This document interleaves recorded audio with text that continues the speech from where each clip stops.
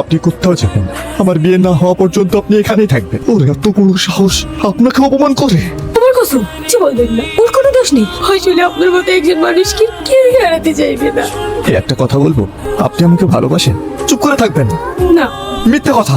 সত্যিটা জানতে চান? হ্যাঁ, ভালোবাসি, অনেক ভালোবাসি। কাউকে ভালোবেসে যে তাকে না পাওয়ার কতটা যন্ত্রণা সেটা আমি বুঝে গেছি।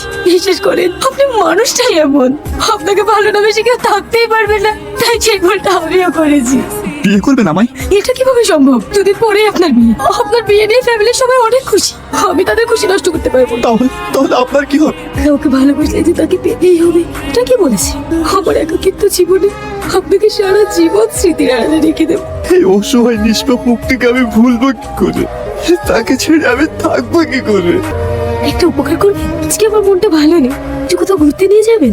হ্যাঁ যাবো, রেডি হয়ে নিন। Thank you so much.